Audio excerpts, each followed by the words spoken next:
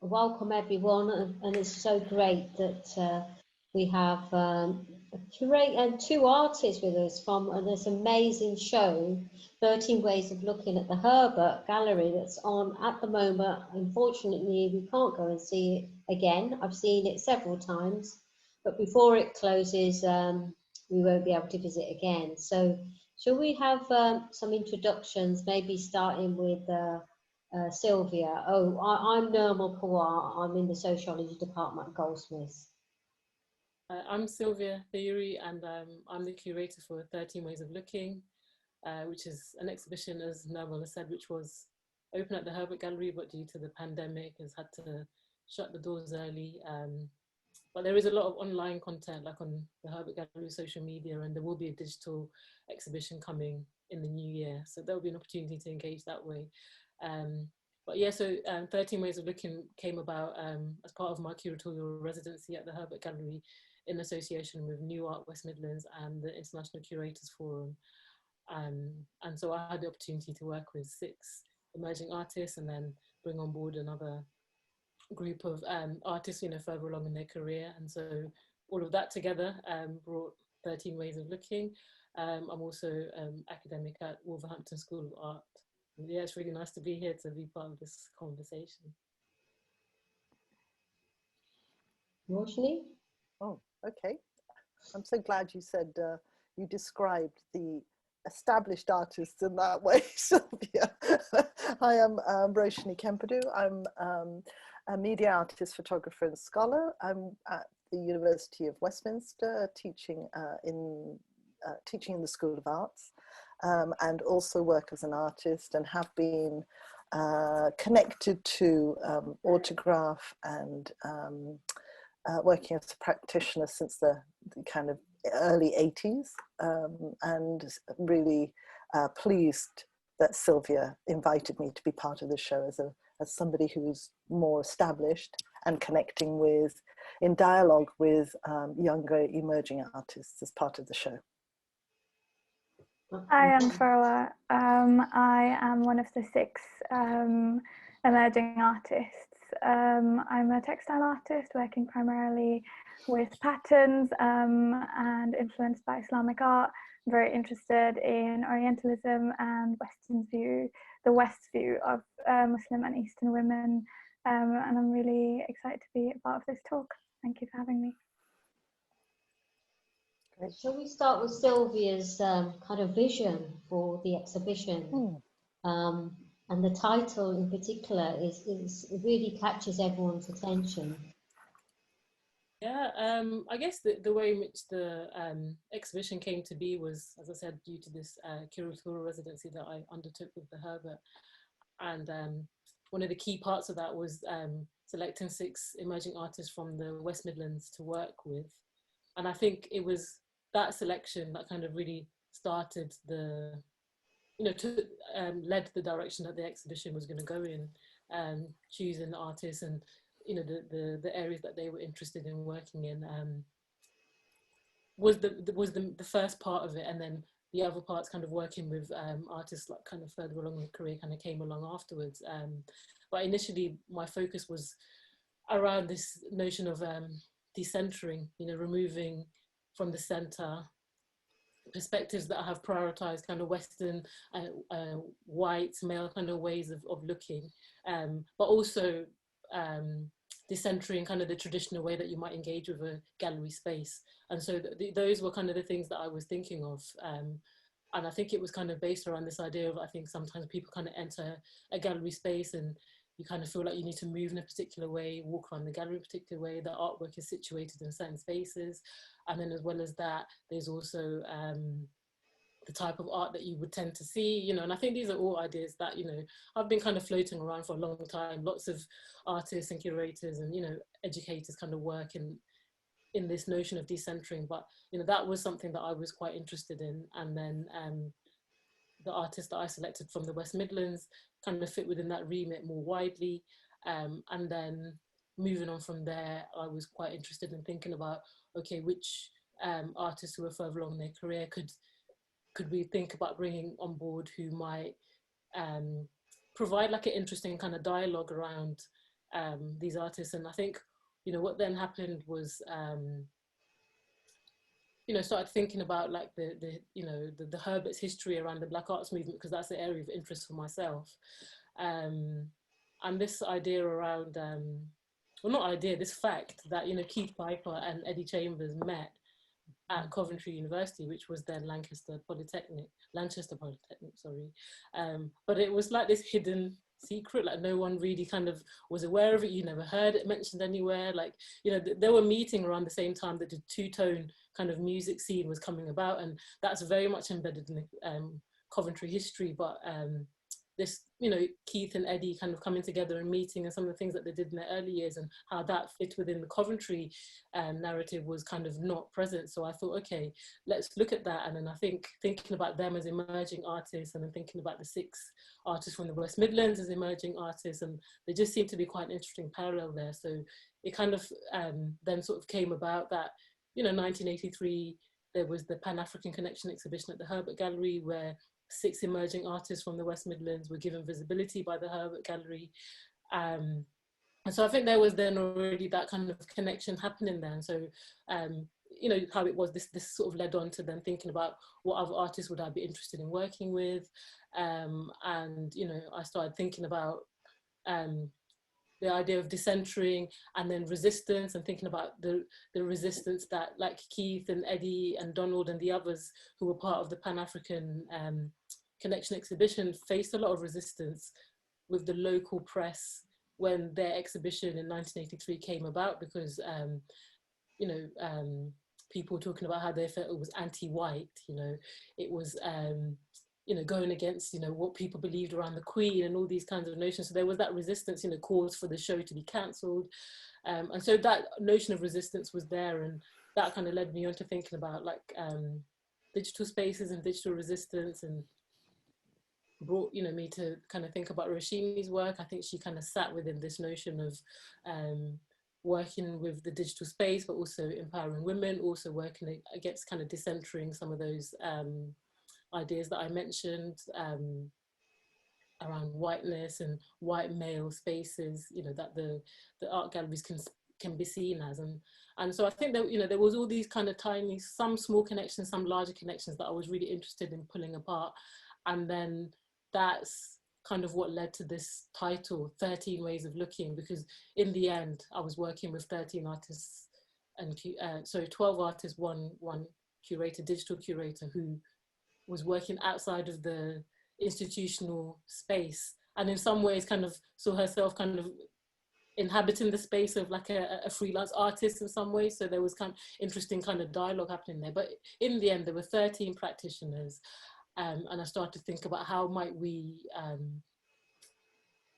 use that and think about that, and kind of open up the dialogue. And I think that the title and the poem 13 Ways of Looking at a Blackbird is really important for me, because historically, when we look at ideas, we look at artists, like artists from the Black Arts movement, for example, like Keith and Eddie and people like that, and then people that came later on, like Roshini.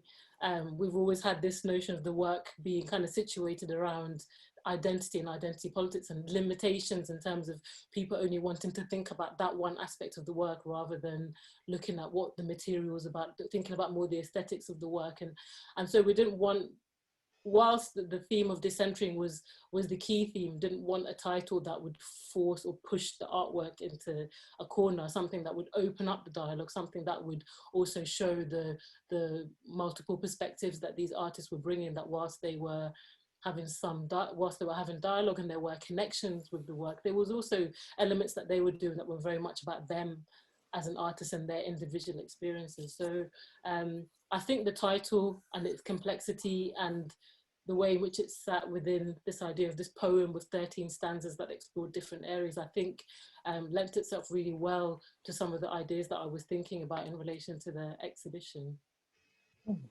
Yes, I think it does work really well in terms of that kind of gathering, but one that doesn't foreclose and you know, kind of assume what people are going to present. Roshini, you've had quite a lot of crossover with Coventry before. I mean, Yes. yeah, Sylvia was mentioning how, yes, we hear the two-tone movement everywhere, but we hardly ever hear about the Black Arts movement. And I always think it's something, yes, to be addressed and be proud of and to take forward, as you have, Sylvia. But Roshini, you've been having this crossover with Coventry and even the Herbert for many years. For many years, yeah. No, I mean, my connection to Coventry really was around my first job share in a resource centre, Coventry Resource Centre, an information centre, when I left my undergraduate course in Walsall. So I was at the University of West Midlands, it was then called, which is now Wolverhampton University. I was always in the Midlands, so I was working, I've worked in Birmingham, in Coventry, and in Loughborough, and various other places, in Nottingham. So that was my old stomping ground when I first came out of my undergraduate degree, and Birmingham and Coventry are part of that. And of course, when I met with Sylvia, we then realized that also things like black markets had also been there. And again, both myself, Keith, and David Bailey was part of the curation process of that. So there is a way that you know, exhibiting in the Herbert Art Gallery has been something that I've done in the past.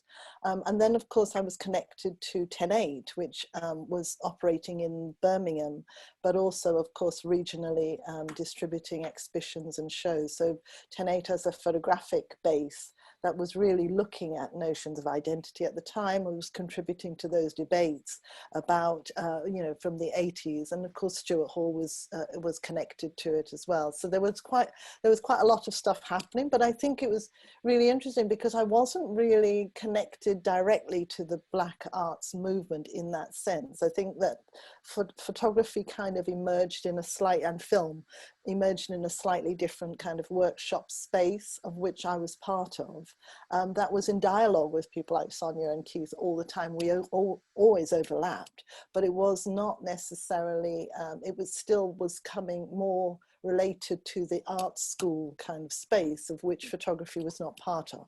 So there's something quite interesting about that history that didn't facilitate a more collaborative, or well, more connections, I guess, in a way, between the different art forms.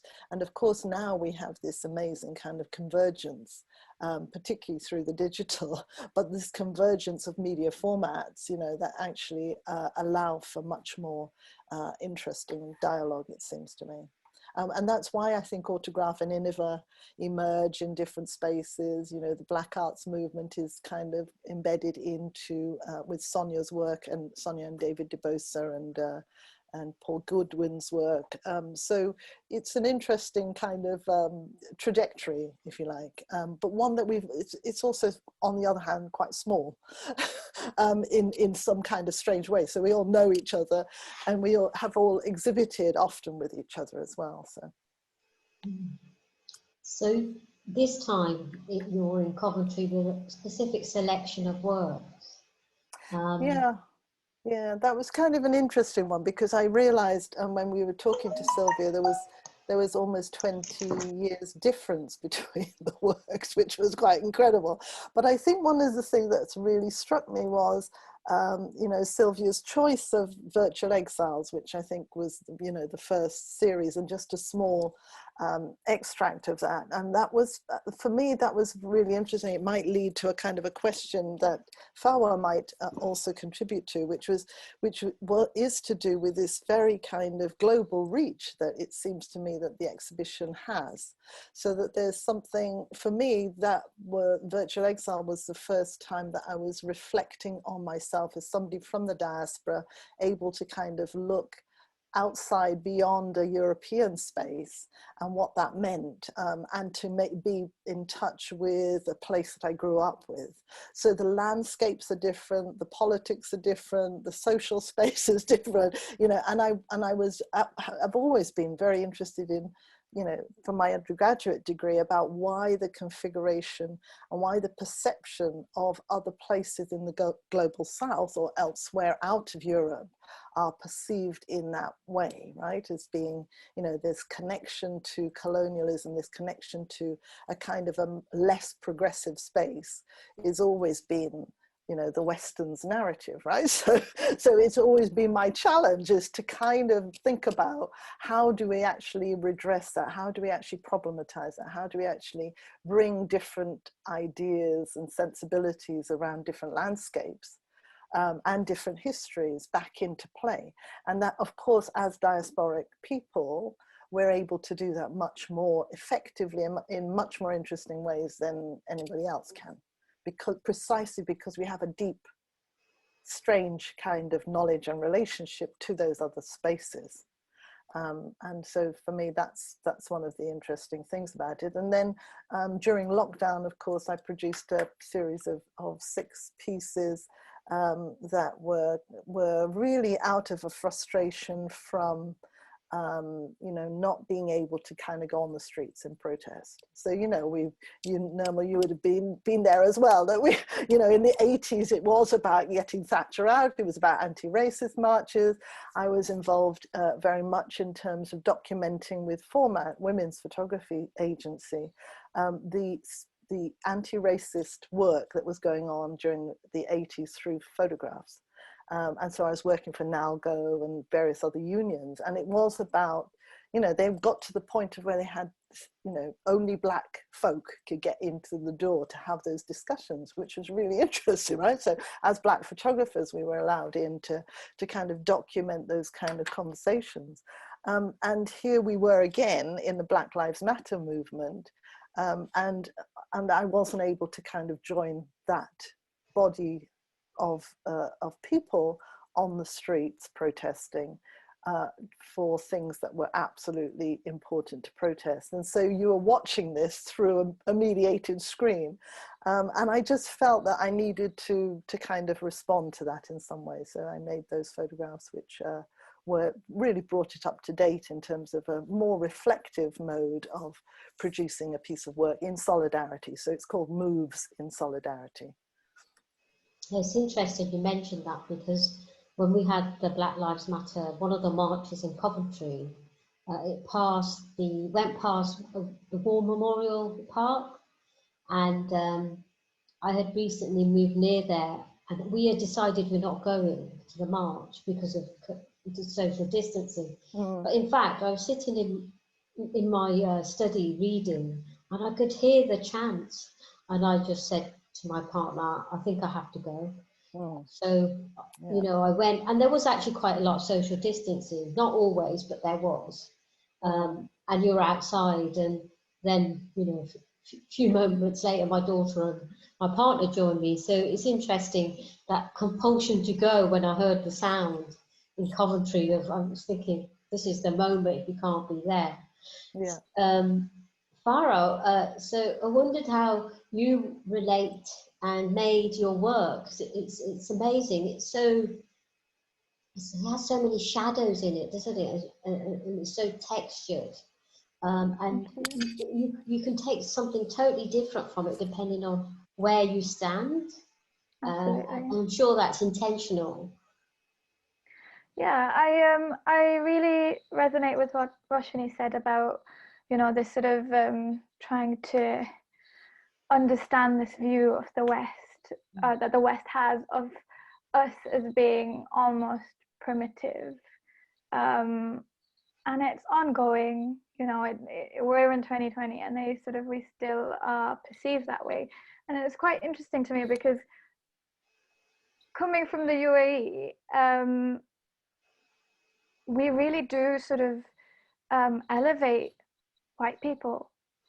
We do. It's and it is, I imagine, just that sort of effect of colonialism. You sort of think of them as smarter and better and, you know, more suitable to certain jobs, and then you come here and you're perceived as the opposite, and that's very interesting to me. And you sort of, I'm particularly interested in the view they have of Muslim women.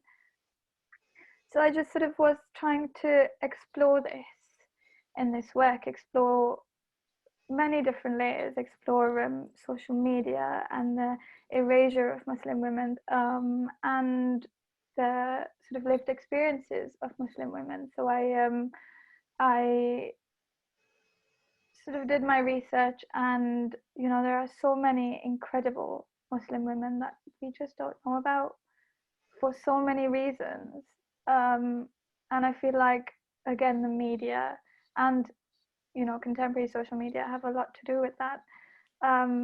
But I specifically sort of picked 6 very different Muslim women who practice quite differently. Some wear hijab, some don't. You know, it's sort of, I don't intend to shoehorn anyone, and it was just to sort of make, there are so many different experiences of Muslim women that I wanted to sort of make, as you said, everyone takes something else away depending on who they resonate with within the work.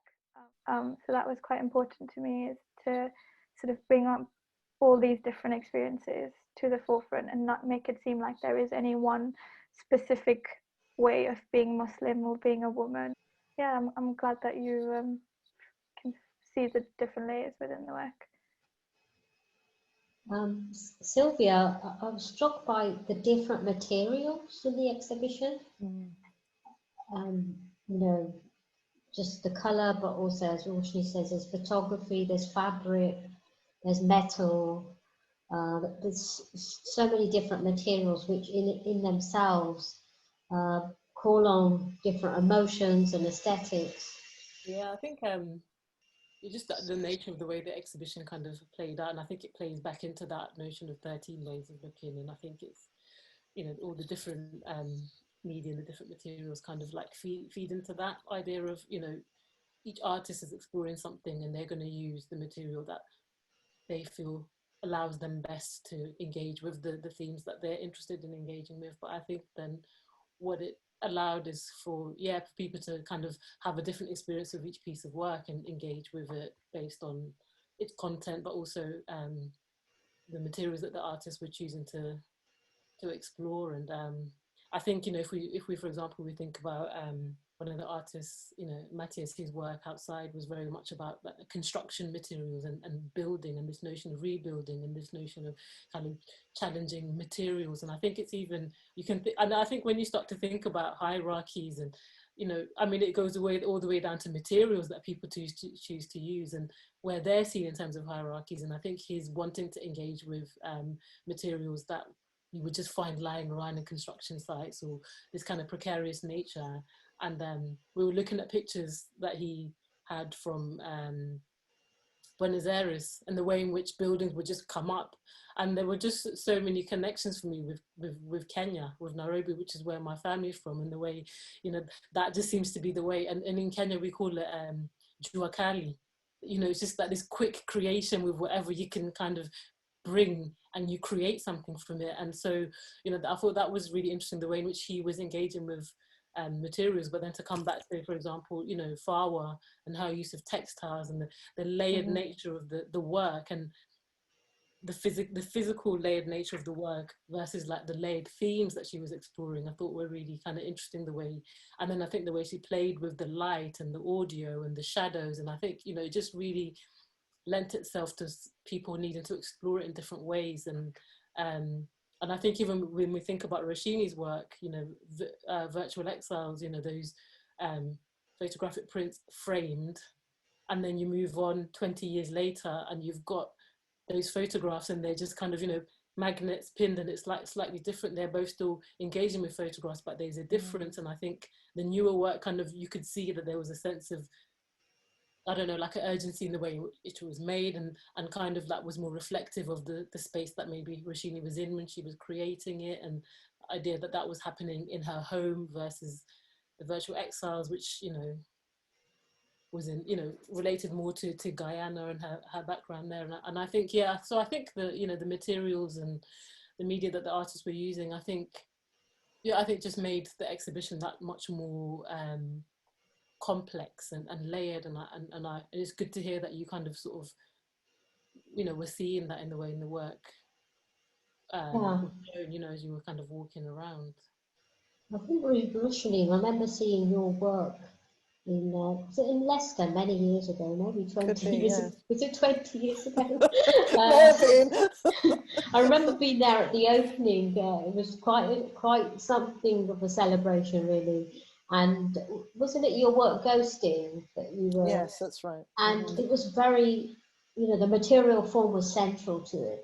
It Mm. was not only the screen, but the interactivity of the pieces we picked up to think about narratives and replay in order. So going back to what Sylvia is saying, how did the context of being in a pandemic and, you know, isolated affect your use of even how you wanted to exhibit it?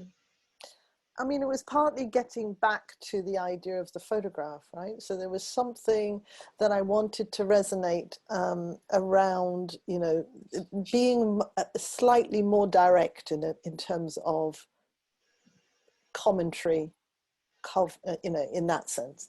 And I recently was giving a talk because I was thinking about, in Farwa's work, I was thinking about the resonance that it was making to the Wide Awakes group. I don't know if you're familiar with Hank Willis Thomas's, as an African-American photographer, he mobilized a number of artists. And again, kind of looking back at a historical moment of the 1870s or 60s, I think it was, where you had anti-abolitionists, pro-abolitionists of slavery who were marching the streets and wearing capes, right? So they were wearing capes and they had gaslights and they were walking down the streets in protest in the night against slavery. So a collective of artists in New York prior to the election were mobilizing the African-American vote in that way, right? So they had this network of people via Instagram, via social media, where they were asking people to kind of make a visible sign of protest and to use art in adorning themselves and in any other way they could to produce something that was about being wide awake and being connected to this moment of protest, but also to kind of use art in that performative kind of way as well, which I thought was really interesting. So I was following them, and then I was really thinking about this level of almost a more direct social commentary that needs to ensue, right? And what happens when you do that, but also the connection back to a kind of a historical moment. So for me, it was about trying to connect to the social media moment in a way, and I think Sylvia really picks up on that, and it did a fantastic job in terms of thinking about what we might consider in institutional terms this kind of blended moment, right? Or where you have a physical thing, but you also have an enormous presence online. And I think Sylvia did a really interesting, and you know, I've been talking about it actually, Sylvia, to other people about this, how we might go into the future in terms of thinking about curated shows, in terms of the connection to a younger audience that may be online, in terms of being able to share that alongside somebody's project like Hank's Wide Awake group. Where you are, you know, there's a synergy that starts happening. There's a connection that could start happening with the material from Coventry through to New York, right? So for me, there was something very interesting about that. But you know, social commentary for me has always been, my work has always been slightly directed and connected to this idea of text in some kind of way, or connecting to a communication process in some kind of way. And I think that that's something that I wanted to return to in a quite a, you know, just because of the power of the photographic image in that sense. Could you say something about how you, for those people who haven't been there, haven't been able to get to the exhibition, how you selected those images? Because there's a kind of a movement and a kind of arrestedness in the photos that you've made. How did you compile the photographs? Are you talking about the latest piece? The latest, yes, in the pandemic. I kind of was thinking, I was looking at a lot of imagery of protest movement, right, of people moving, and there was something quite interesting. So I have one image which isn't in the show, which kind of is, it's named in relation to the the quite famous image now of a woman standing in Baton Rouge, and she's just holding her mobile phone, but she's standing in front of a line of policemen trying to move her, and she's in profile. So I was looking at a lot of images and trying to understand how performance was operating on the street in a way. And so one of the things that happens is t-shirts, the idea of a slight movement, the idea of the relationship to the masks, which was really, really quite key, in a way to reenact some of that in solidarity in this kind of tiny little makeshift studio I created. But, you know, how do you actually reenact or connect physically and emotionally and spiritually through the body? And so I was just very interested in trying to do that. And in a way, the stillness is there, but also I wanted to, and of course it is a completely constructed image in that sense, it's a studio image, but it was also trying to be mindful of a more kind of somebody who's endangered as well, right? So somebody who has to shield because of age, you know, in a pandemic. So, you know, slightly bearing that as well, you know, and bearing all in relation to that as a mature woman in the face of that kind of level of protest and in the face of a pandemic as well, you know, that is endangering you so much more, right?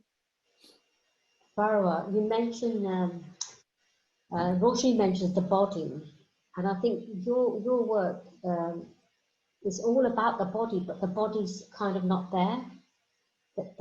There are these deliberate gaps in the work, physical gaps, and it's almost as if those gaps are there for us to, you know, generate our own understanding or to rethink our understanding. I don't know, that's one of the ways I approached it. Yeah, that's really interesting to hear. I think rethink our understanding is probably what I would hope people would do through the work. So for me, this work came about from the theme of decentering and, you know, the idea that museum and gallery spaces are so often spaces that celebrate the white managed, like male achievement, and you don't really see anything to do with Muslim women or our achievements within these spaces. But I wanted to sort of make that erasure a part of the work. I didn't want to make a piece of work about these women, but then taking away sort of the violence of that erasure that is so much sort of a part of the context. And you know, I was thinking about it for a while, and the way that I thought I wanted to do that was by physically having this gap, where, you know, there is this sort of silhouette of a woman, and a silhouette that is quite recognizable to a lot of us, but also not recognizable to the non-Muslim, non-woman of color communities.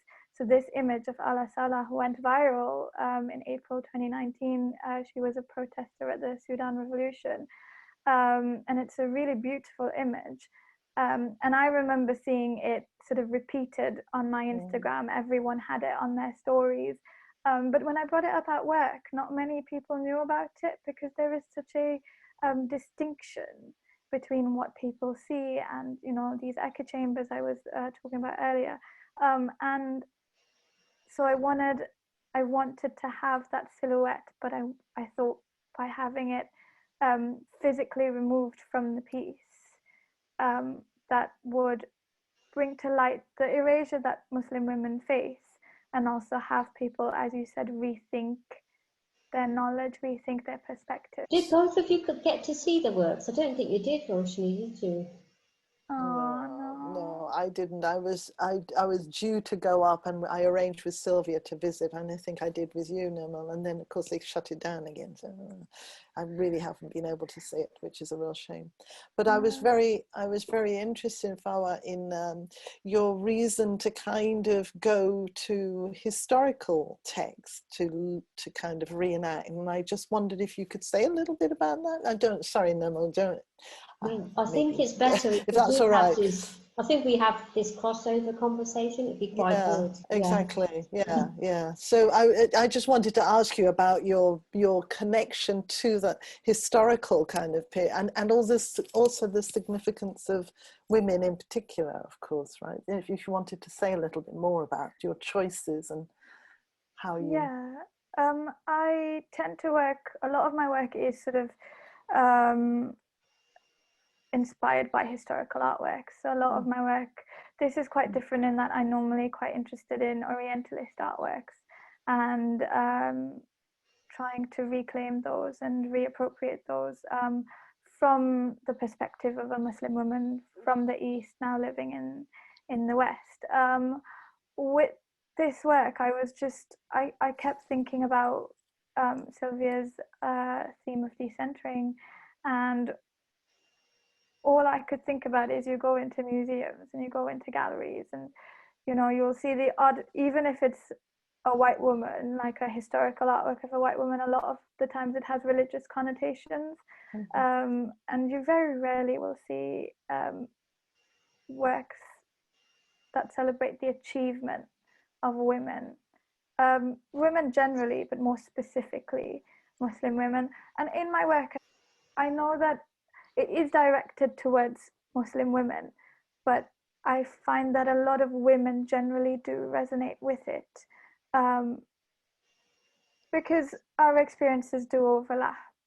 You know, that feeling of being undervalued, and it sort of is still quite relevant historically, but in contemporary society as well.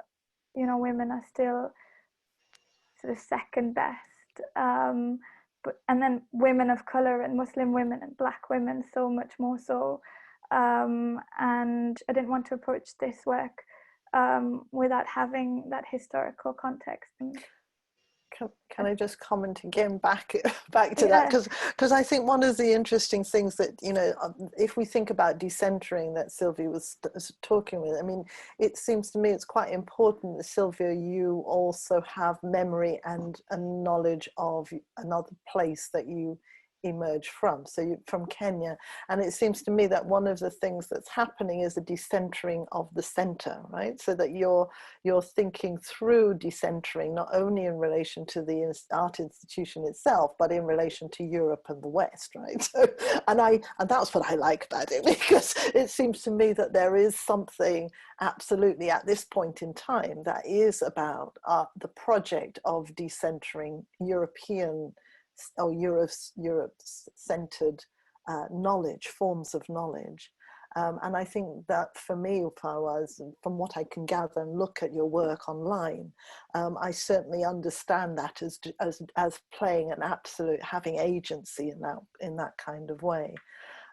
Which I think is really, really quite powerful and actually quite necessary at this point in time. This turning of us to other forms of history, of materialism, of, you know, the idea of recycling that Sylvia you mentioned, of this and Nirmal you mentioned of the idea of recovering things that already exist, which I think is something that quite a lot of us have grown up with, that you actually make good of things that already exist, right?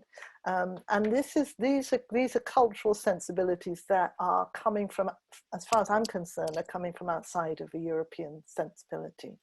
And I think that that's what's really nice. The question is, to what extent can you continue to do that within a European art institution, right? Yeah. with the money, you know. So that for me is the challenge, I would suggest. Yeah, I'm glad to, Sylvia. Sorry, Farwa. No, I was just gonna say I'm sometimes not very good at explaining it verbally, but I hope that you know, that the work speaks to that. So I'm glad that you sort of see those layers and those inspirations. I think it does. I think when you're a person of color making an artwork, I think that there's always going to be some element of that otherness that you face, that historically, you know, your people have faced, that becomes a part of the work. But it's an interesting one, because I think the Black Arts movement was doing something else, right? It seems to me, because the knowledge, as a diasporic person, the knowledge was actually still emergent from within the UK. Right? Yeah. So the Black Arts, so Keith's work, for example, I've had this dialogue with Keith. Keith's work is about the acknowledgement and understanding of otherness from within a European space, from within a UK space, right? The idea of being Black and British. Whereas I don't think that connection to the nation state of the UK kind of has that same kind of currency, perhaps, in the gallery space. I don't know. I mean, maybe Sylvia, you can say something to that. I thought that work, your work, points to the gendered elements. Both of your works, but your works point to the centrality of bringing in the gendered perspectives. Not the same perspective, but different gendered perspective. And Farwa, with your work, it's really a physical encounter. I really do think that work can't be understood if it's just printed on a page in a book. Yeah. And that's when you need the gallery, or you need a space. It doesn't have to be a gallery, it could be outside. Yeah. But obviously gallery creates certain dynamics in the way which Sylvia has curated it, because it's also in this corner. So that creates these different dimensions when you stand there. Yeah, I did wonder, Sylvia, did you have carte blanche in terms of how to use the space? Because galleries are very protective about certain frames, certain formulas of exhibiting. I mean, I think, you know, the Herbert were quite open, really. I think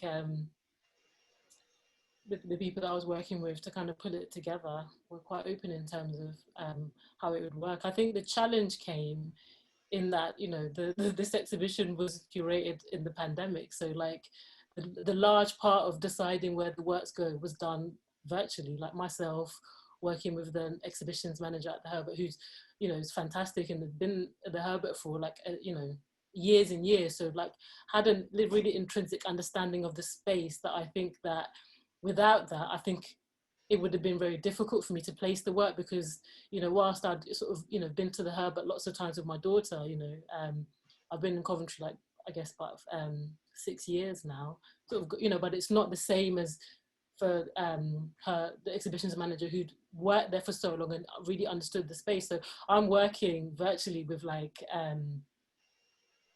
you know, drawn maps and trying to figure out like the space like that. And it was a really weird way to work. And, you know, then I had the exhibitions manager kind of saying, oh, actually, no, that's not where that is anymore. That's slightly changed to here. And, you know, that really helped me. So I kind of would place in words, and she was like, yeah, if you're thinking what I'm thinking, that doesn't actually go that way.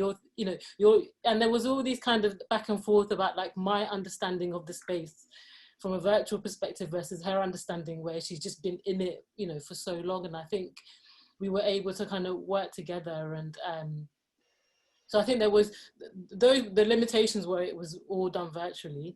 And the other limitation was that due to the pandemic, things like headphones and, you know, couldn't be used. And so suddenly issues around like sound, and then suddenly it was like, well, actually this one has sound and that one, and they, you know, all so many of them had sound. And it was like, okay, where do you start to place the work where they don't lose the dialogue between the works, but still try and make room that each work with sound can be heard in its own right. And if it does overlap, it, you know, it does so very subtly without kind of one taking over the other. And so those were the things that limited where the work could go, rather than the institution itself. Like the Herbert, I think, were quite open in that sense, but I think the pandemic presented its own kind of challenges.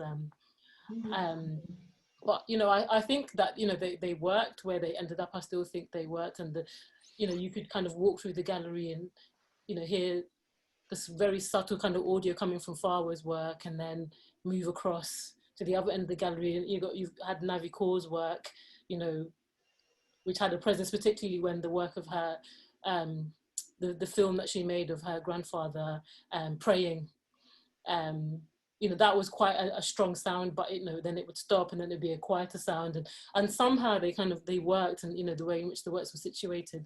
But I think I did kind of have,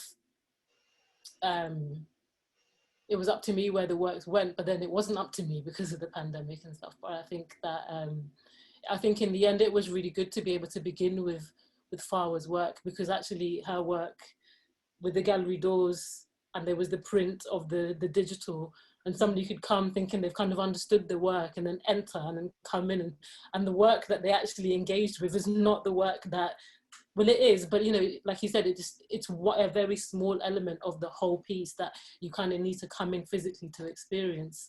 And so I think that, you know, it was great to be able to have Farwa's work as like that first piece that you come in with, and it kind of hits you, and, you know, you get a sense of, right, okay, so this is what this exhibition might provide me, and then you kind of go around and, you know, experience the different pieces, and then you come across from Farwa's, you know, it was Roshini's work, and Roshini's work, you know, very much has been centered around women and giving voice to women, and, you know, so I think that connection, I think, was really important for me, that, you know, to have that work together, because there is that, you know, there's the generational dialogue, and I think there's that dialogue around diaspora that you've mentioned, the international perspective sort of coming into the work, which you said, Roshini, that it's slightly different to maybe the Black Arts movement in terms of what they were doing, which was very much like in, you know, centered around the British experience, whereas other works, like some of the other works in the exhibition, like Farwa's, is much more global, and yours as well. And I think,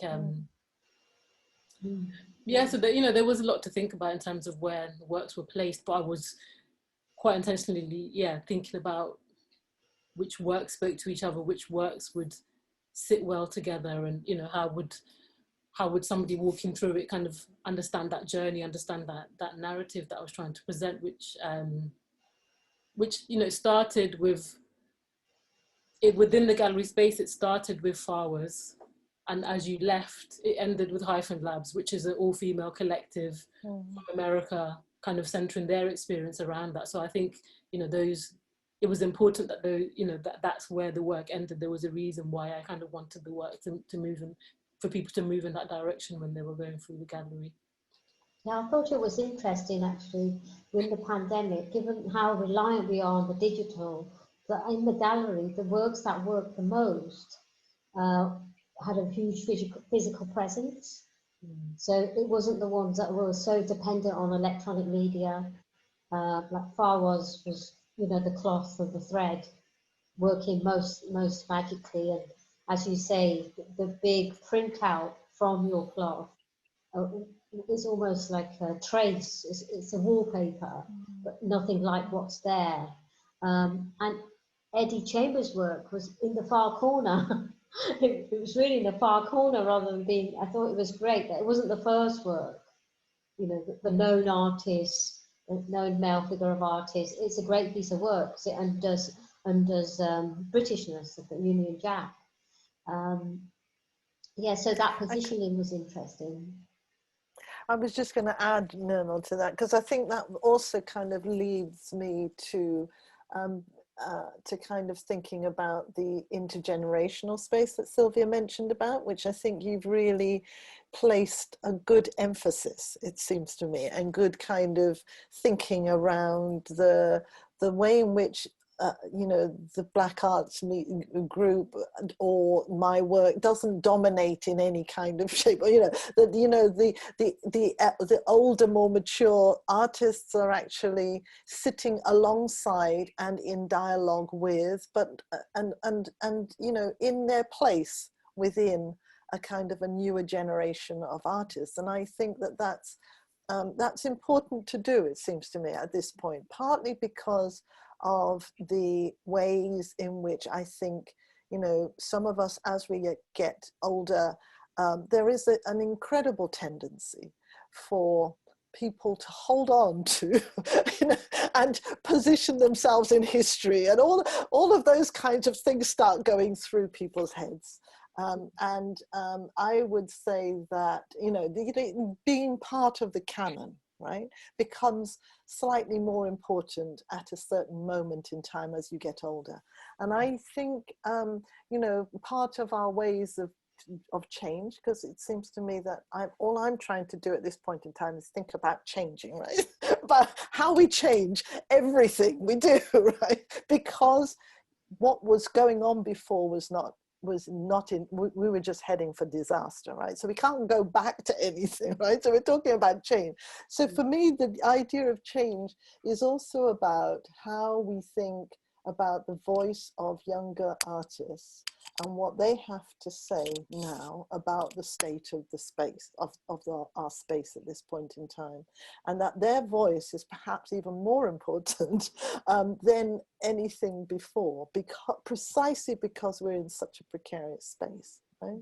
That we're in a space that, you know, my photographs can contribute something, but they sure as hell are not going to contribute as much at this point in time for, as somebody who is younger, who is really on the absolute edge and the coalface of the bearing the brunt of what's going on. And so for me, that's, you know, why I think it's really great that we actually have intergenerational conversations, but they're also about a listening and a slight displacement and a slight heightening of a younger voice into spaces.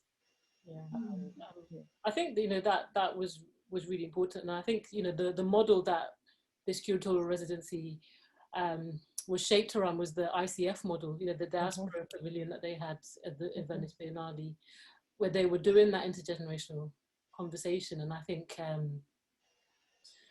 that was the model that we kind of followed. And I think working with ICF with that, I think kind of helped to really kind of think that through. And I think, given kind of their experience of having done it previously, kind of thinking about making sure no one voice is kind of usurping the other voices, you know, like, and just being really mindful. So I think I was trying to be really mindful of that throughout the whole of this exhibition, was that, you know, Farwa, Hera, Matthias, Andriana and Navi, that, you know, that their work that they spent, you know, a lot of time thinking through and creating under very difficult circumstances, you know, kind of just really had its moment to kind of really be understood and, you know, experienced by the, you know, the people that came to exhibit the exhibition. And I think what was really interesting as well was then having the artists' interviews that were online, that are online, and giving that voice a little bit more. So there is that a further opportunity for people to kind of hear more about the work and understand what it took to create the work, and also, you know, it becomes kind of like an archive of the moment, doesn't it? You know, this moment that we're in, like Roshini has said, you know, we're not going to go back to how things were before, but I think being an artist and creating right in the middle of that change, you know, is just, you know, something that probably we won't really be able to really unpack or reflect on fully until we've kind of like, that's right, you know, in a bit of time, need a bit of time to kind of process what that was and what that meant, kind of working against all these different backdrops. But I think, yeah, this the intergenerational dialogue, I think, was really interesting to think about, and I think it will be, you know, I'm excited to see, you know, where the artists kind of go next, you know, what's next for them in terms of where their work takes them. Yeah. Can I just add that as one of the younger artists, so much of our work, or my work at least, is inspired by, you know, the artists before us, by you guys. So there is that sort of exchange, because within our work there are references, and, you know, even if they're not obvious, but there is references to the the more established artists. So then I think there is that exchange, because a lot of what we are looking at or thinking about has been thought about at a different time and from a different generation, but it's, you know, there are those, it resonates within the work, I think. So that's really interesting, and it feels really nice as well to sort of, you know, be in an exhibition with artists that we've looked up to. So in that way, I think it's quite motivating for us as young emerging artists to be put in a space with artists we look up to, where there's no hierarchy, you know, where we weren't made to feel. Sylvia did a really wonderful job of not making us feel less in any way. So that it was just a really nice experience. I thought that aspect of it was kind of a contact zone between different generations, and I mean, I actually think the younger generation are looking for these, as you say, Farwa, connections. They are looking for a legacy, especially when the weight of European narratives and European art is so heavy. It's so hard to, you know, move away from it. Then it's all the more reason for what Sylvia's done, is to bring this legacy back, to bring it to the foreground and put it into the light, but obviously to take the light with it somewhere else to the younger generations, because sometimes you'll find art institutions and music institutions, they want the youth, they want the youthful young, and they don't actually want the intergenerational legacy, because that was black art, you know, it's not whatever's considered of the moment. Yet, as you say, Farwa, it's a resource for the younger generation. Yeah, absolutely. And it's, you know, and times change and the context changes, but so much of it is still relevant. Yeah. So where do you see yourself going with your work, or this work, or other works now, Farwa? Me, oh, you know, I hope, I haven't ever, since I sort of finished making 413 Ways of Looking, I haven't been feeling very creative, and I imagine that's to do with, you know, being stuck at home, not being able to go to galleries, not being able to see people, but I'm hoping that sort of comes back. I will be working on a freelance commission in the new year, so hopefully that will start making me feel more able to make. And I think that my interests will probably keep being the same for a while still. I think I'm not quite done looking at the narrative of Muslim women, the sort of neo-Orientalism that I think is, you know, still very prevalent. So these are things that I'm hoping I can keep exploring, keep making, keep using textiles, and yeah, just keep reading, keep making.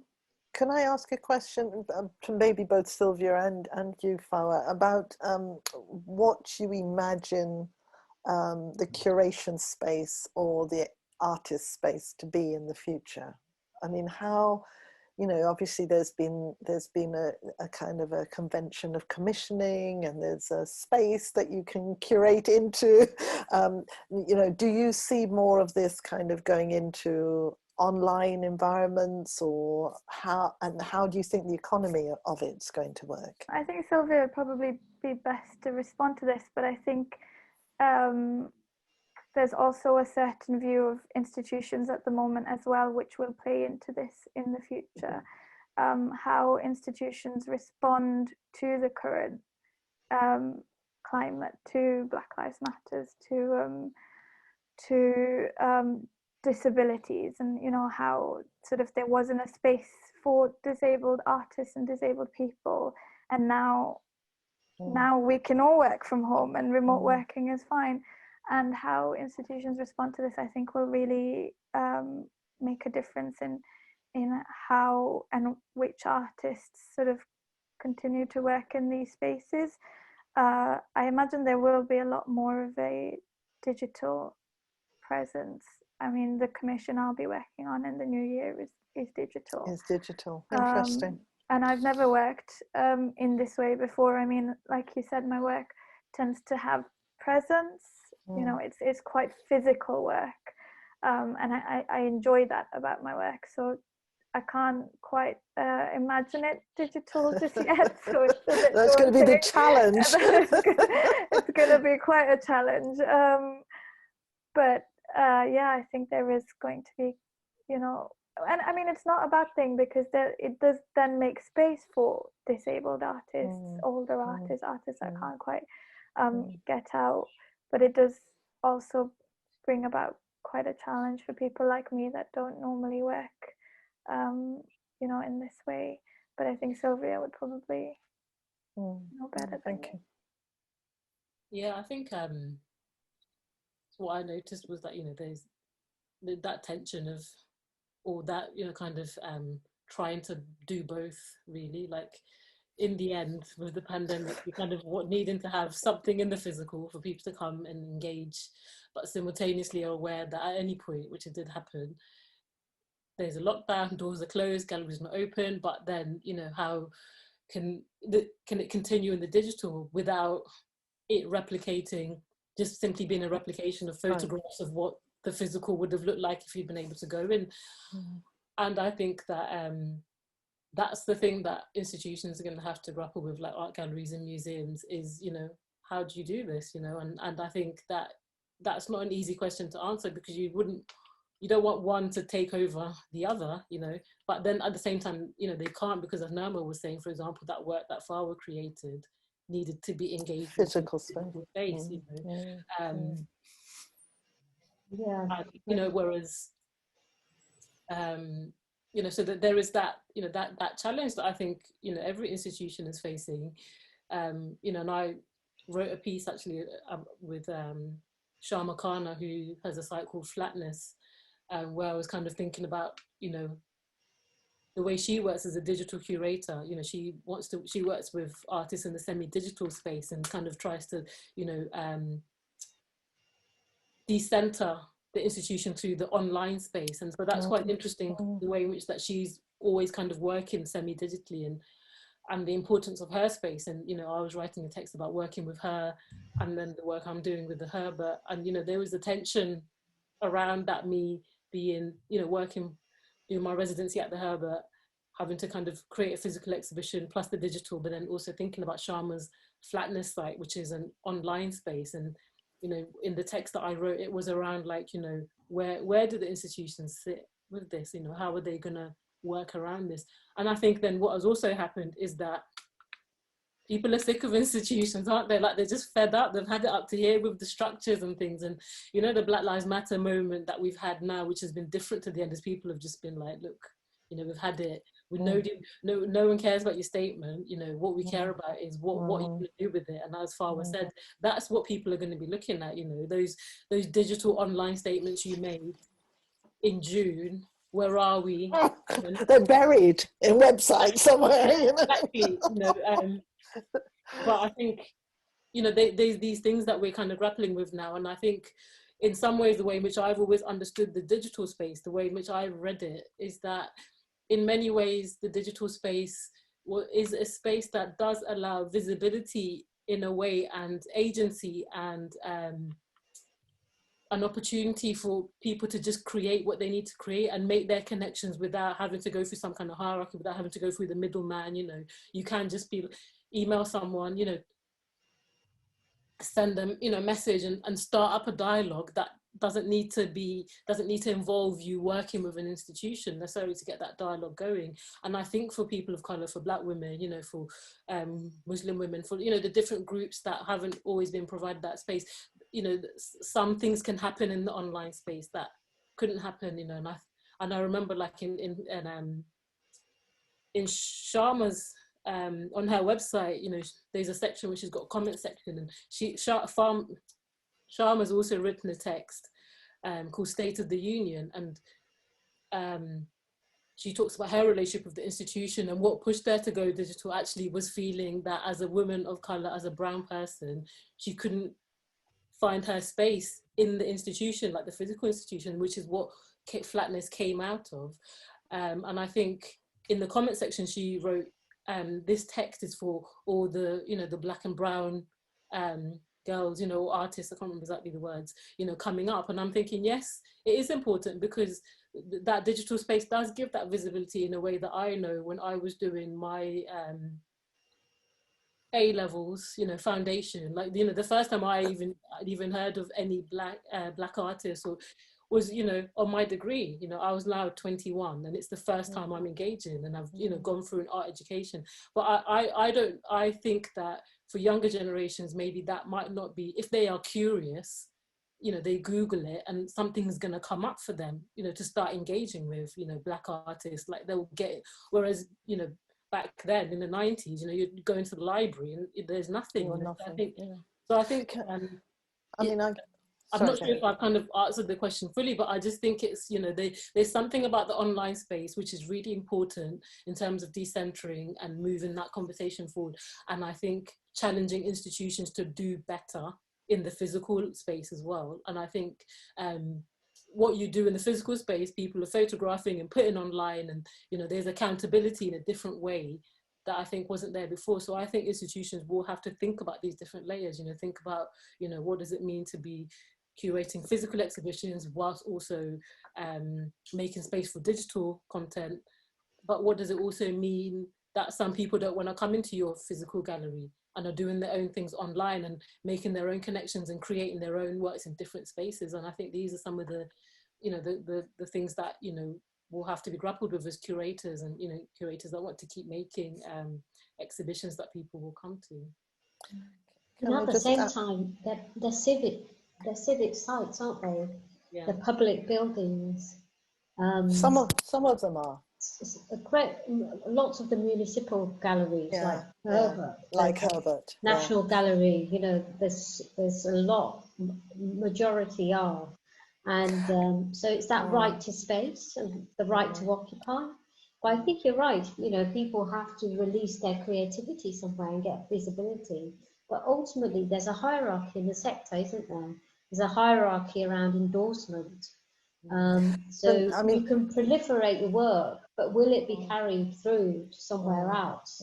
That's why, I mean, that's why I'm really interested in following, you know, these very large biennales and the art economy, right? Because there's something very interesting happening about the way in which collectors are still operating virtually now, right? So the same economic system is being put in place into a digital environment, you know, Miami and Basel, and, you know, these are big collectors who are still putting on trade shows for those collectors to collect stuff.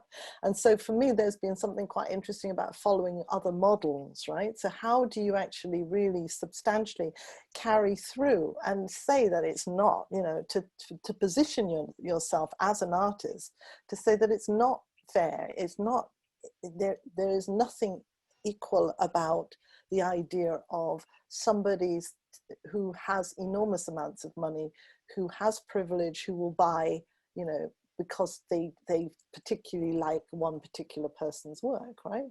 I mean, there needs to be that kind of level of shakeup. And I was heartened when I saw, you know, the startup of a model, which is where there's somebody as a curator stroke digital I don't know, agent who is directly cutting out a middleman and not dealing with agents in that sense, and setting up a different model of an economy for artists, which means that artists get the money more directly and the bigger proportion of it, right? And they're trying to sell to people beyond the kind of financial hubs of people who are collecting, quite frankly, for tax dodging, right? Or whatever they're doing. So you've got this, you know, we have to follow through in all senses of the word in terms of thinking through how people get collected, how they can earn a living from it, how they can still kind of get visibility, and they're not dependent on somebody's whim of a taste, right? Which I think is probably what's going on quite substantially at the moment. So I think Nirmal's idea about this, the civic spaces and the maintenance of those civic spaces is really important to counterbalancing that in a way. That tendency that's now happening, that has been happening and it's been growing for a very long time, and pre-COVID has been really prevalent for our biennales, for our kind of trade fairs, if you like. And I think, you know, so things like the interjection that was made in the pavilion in Venice was really important. There really are ways in which this thinking through what happens, you know, how do artists of colour get collected or artists of colour get recognised in a different kind of economy. Thinking about this kind of endless quest for celebration of heritage, and why we, and the space of the social, right? So the space of talking on Zoom has been driving me nuts, right? Because of course, what you don't want to do in a time of pandemic and in a time of where we're all online is to appear to be critically engaging with somebody in a way that kind of might be read as being negative, or might be read as being a kind of a criticism that is something that becomes offensive. So there's this kind of etiquette online, right, that is about celebration and is about positivity and all those kind of, and I don't quite know how we actually are going to maintain criticality in that kind of space, and in the space of this notion of celebration that seems to be the driving forces behind cities like Coventry, or, you know, in these biennales in a way. So I think that that's going to be our challenge, really, in a way, is about maintaining criticality in the online space as we talk to each other, you know, so that people are not taking offense, because there's an absolute culture of positivity and you know, of celebration, and people needing to feel, it's like, you know, heading up towards Christmas in the pandemic, you know, you have to have lots of chocolates, you know, in order to kind of feel better. Yeah, I think you're right, because it's almost like a PR exercise. Yeah. And although there are all these possibilities in the online world for connections and the critical mobilization, which has been so central to Black Lives Matter, for instance, but there's also a binary: either you hate someone or you love them.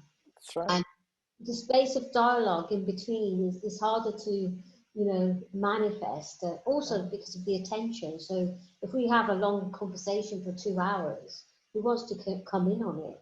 Although, you know, people are attending lots of talks, but I think you're right, Roshini, it's how can we have that in between, back and forth space, and not the binary of the fandom or the troll and the hatred. Yeah, no, I think that's right.